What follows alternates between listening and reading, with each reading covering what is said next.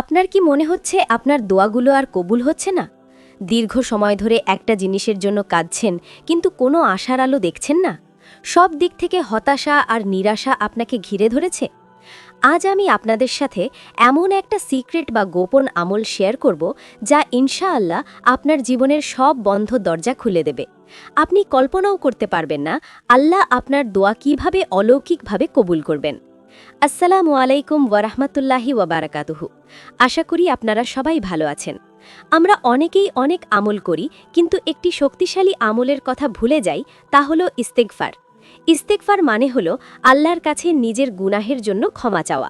আজ আমরা জানব কিভাবে অধিক পরিমাণে ইস্তেগফার আপনাকে মুস্তাজাবুদ দাওয়া বা এমন একজন মানুষে পরিণত করতে পারে যার হাত তোলার আগেই আল্লাহ তার দোয়া কবুল করে নেন।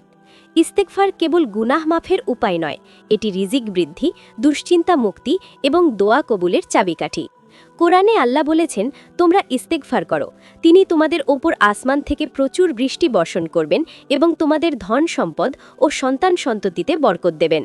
আপনার লাইফে যখন দেখবেন কোনো কিছুই ঠিক হচ্ছে না, তখনই বুঝবেন আপনার বেশি বেশি ইস্তেগফার দরকার। কারণ আমাদের গুনাহই আমাদের আর আল্লাহর রহমতের মাঝে দেয়াল হয়ে দাঁড়ায়। ইস্তেগফার সেই দেয়ালকে ভেঙে দেয়।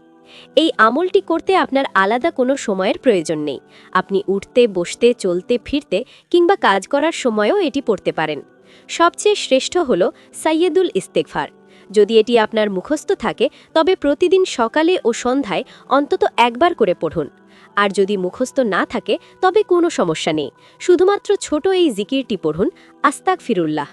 এটি অনবরত পড়তে থাকুন, মনে মনে আল্লাহর কাছে ক্ষমা চান আর নিজের সমস্যার কথা বলুন। চলুন আজ থেকেই আমরা একটি টার্গেট নিই।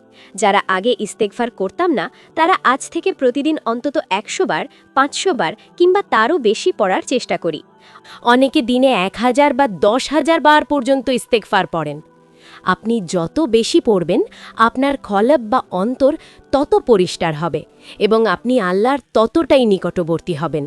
ইনশাআল্লাহ দেখবেন আপনার জীবনের হতাশাগুলো কিভাবে সুখে পরিণত হয়। আপনি হাত তোলার সাথে সাথেই আল্লাহ আপনার দোয়া কবুল করে নেবেন। সবাই কমেন্টে লিখুন ইনশাআল্লাহ। আজ থেকে আমরা কে কতবার ইস্তেগফার করার নিয়ত করলাম তা আমাদের জানাতে পারেন। ভিডিওটি ভালো লাগলে শেয়ার করুন, যাতে আপনার মাধ্যমে অন্য কেউ এই আমলটি শুরু করতে পারে এবং আপনিও সওয়াবের অংশীদার হন। আল্লাহ আমাদের সবাইকে বেশি বেশি ইস্তেগফার করার তৌফিক দান করুন। আমিন।